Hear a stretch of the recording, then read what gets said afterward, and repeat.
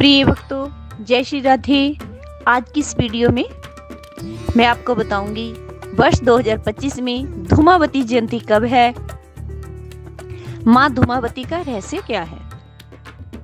जानकारी शुरू करने से पहले मेरा आपसे निवेदन है कि आपकी सेवा में हमारी तरफ से जन्म कुंडलियां देखने की निःशुल्क सेवा निभाई जा रही है। आपकी कोई भी समस्या हो, किसी भी प्रकार की आपकी समस्या हो, कोई किया क्रय, जादू टोना, तंत्र बाधा, प्रेत बाधा, ऊपरी बाधा, पितर दोष, काल सर्प दोष, मांगलिक दोष, किसी भी तरह का कोई भी दोष हो। वैसे कुछ दोष ऐसे होते हैं, जैसे मांगलिक दोष है ना, लोग दोष बोल देते हैं, योग होते हैं। किसी भी तरह की आपकी कोई भी परेशानी हो, आपका कार्य ना चल रहा हो, घर वो फैक्ट्री ना चल रही हो, बच्चों का पढ़ाई में मन ना लग रहा हो, आपका विदेश जाने का काम बन ही ना रहा हो, या वहां पर आपका कार्य चल ही ना रहा हो, विदेश में इतने पैसे लगाकर आपका कर्जा ना उतर रहा हो, बार बार कर्जा चढ़ता ही जा रहा हो, आपका कहीं मकान या आपकी जमीन कहीं गिरवी पड़ी हो, आपके पास इतना पैसा ही ना जुटा पा रहे हो कि आपकी ज़मीन छूट जाए, आपका घर छूट जाए, आप नया घर बनाना चाहते हो, किसी भी प्रकार की आपकी समस्या हो, तो आप स्क्रीन पर चल रहे नंबरों के माध्यम से मेरे साथ जुड़ सकते हैं। इसके लिए आपको भेजना होगा अपनी जन्म तारीख, जन्म का समय, जन्म का साल, जन्म का महीना व जन्म स्थान। यदि आपके पास पूरी बर्थ डिटेल नहीं है तो आप 1 से लेकर 100 के बीच में गिनती का कोई भी अंक भेजकर अपनी समस्या का समाधान पा सकते हैं। जैसी भी आपकी समस्या होगी वैसा ही हम आपको समाधान बताएंगे।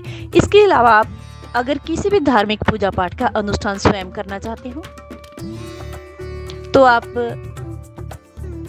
उसकी भी जो विधि होती है हमसे पूछ सकते हैं, हम बिल्कुल फ्री बताएंगे।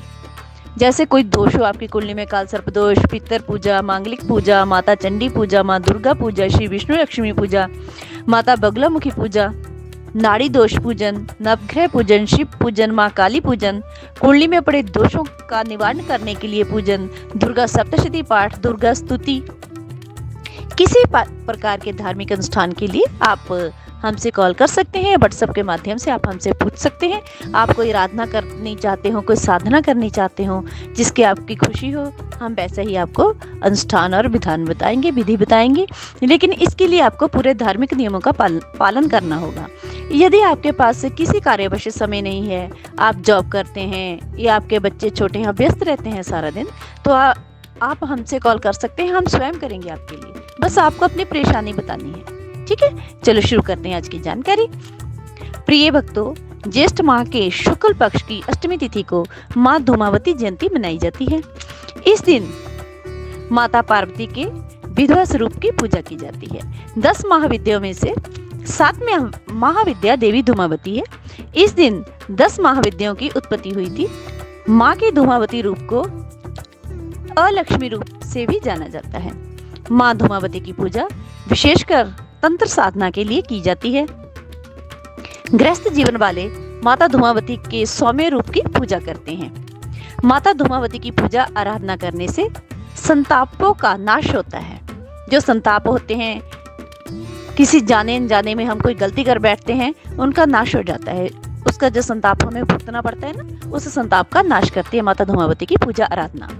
इस दिन विशेषकर काले तिलों को काले वस्त्र में बांधकर माता धूमावती को अर्पित किए जाते हैं। ऐसी मान्यता है कि माता धूमावती के दर्शन करने से ही संतान और पति की रक्षा होती है।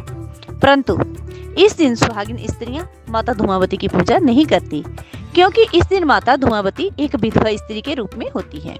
इसलिए सभी सुहागिन महिलाएं मंदिर में नहीं जाती, बस दूर से ही माँ को प्रणाम करती हैं।